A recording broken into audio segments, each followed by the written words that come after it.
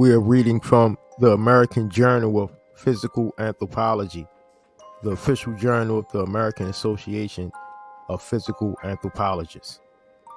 The name of this data is The Peopling of Sub-Saharan Africa, the Case Study of Cameroon by Spedini G, Mondovì, Kaptué, Taglioli, and Paoli. The paper states, the first nucleus of the Bamileke originated from the Ndobo, who were Sudanic savanna dwellers who migrated to western Cameroon in the 18th century from the north. Avoidance of contact with the Phoebe was the principal reason for this migration. Others followed this first migration from the south and north.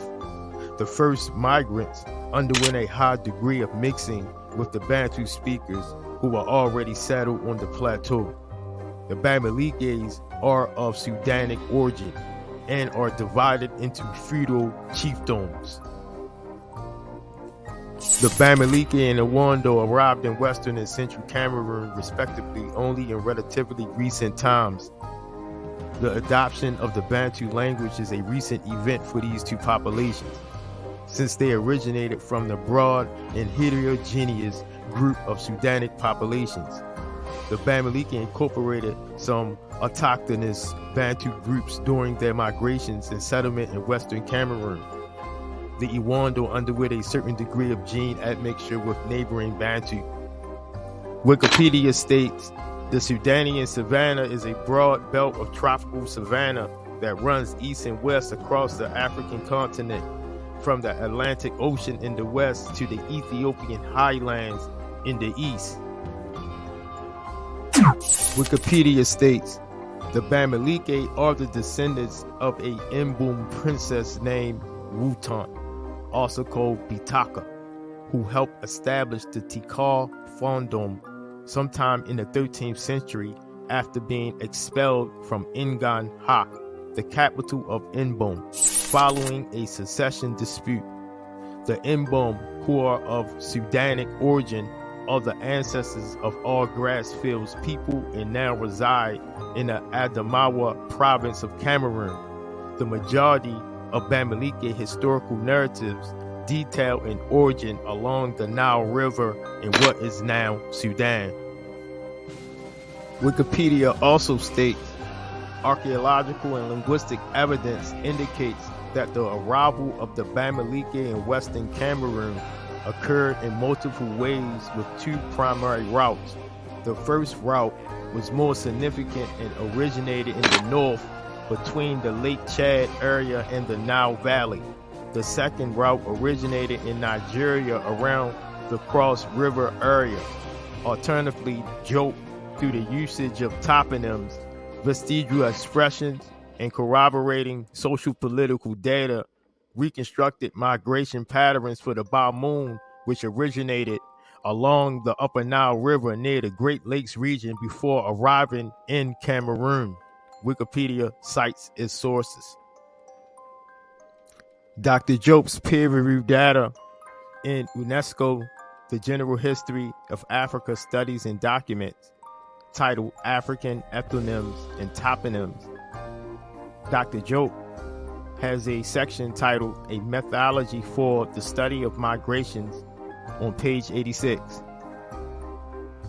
Dr. Jope states, we aim to show that in relatively recent times, a first wave of migrants from the shores of Lake Albert and the Nubian hills, the area inhabited by the Nuer, Shilluk, and Dinka, reached Senegal following the corridor made by the 10th and 20th parallels north, while another wave of migrants from the same Great Lakes area followed the course of the Zari to its mouth and spread out along the coast, but could not go farther than the Cameroon and the Niger Delta.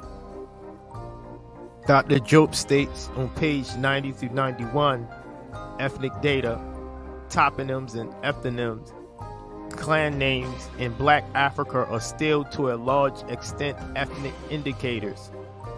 Figure 1 gives a synoptic view of clan names common to the Senegalese and to the peoples in other regions of Africa. the Upper Nile, Chad, Zaire. The peer-reviewed data, Ancient Egypt and Africa, it states, to make a link with ancient Egypt, I may posit analogs between Egypt and sub-Saharan Africa as sharing a proto-cosmogony.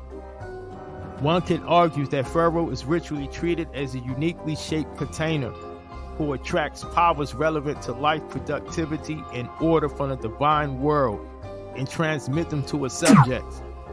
In this, he is analogous to the creator god whose bodily emissions are involved in the cosmogony and the subsequent process of maintaining cosmic order. Pharaohs, O'Connor suggests, also apparently shared in the possession of negative and highly dangerous powers that could be put to good use in maintaining order and protecting social order from intrusive chaotic forces which threaten that order and well-being at every level, from the individual through the state to the cosmos. It is Pharaoh also that authorizes executions and, like a Bamileke chief, mediates between principles of violence and legitimacy, and who therefore is a figure of avoidance as well as ambivalence. Such features may characterize sacred kingship more widely than Egypt. To note, these are other empires and civilizations found among the Sudanic Savanna that stretches across west to East Africa. We have the Ghana Empire from 300 to 1200 AD, the Nok civilization from 1000 BC to 300 AD. We have the Sao civilization from 500 BC to 1500 AD. We also have the Nubia Kush 2400 BC to 400 AD, and we have the Aksum Kingdom from 100 AD to 940 AD. Morelli, Chetet, and Humphrey Fellow at Maxwell School, Syracuse University, mentions and elaborates on the tradition found among the Bamileke called the cult of skulls. She states, ancestor worship among the Bamileke is a legacy of their ancestors from ancient Egypt. Following the preservation of mummified bodies, the Bamileke, fugitives of war during their long journey from Egypt to the valley of the country Tikal between the 9th and 2nd half of the 11th century, for easily transporting the remains of their parents, grandparents, and great-grandparents in wartime, had the brilliant idea of keeping only the heads and burying the rest of the body.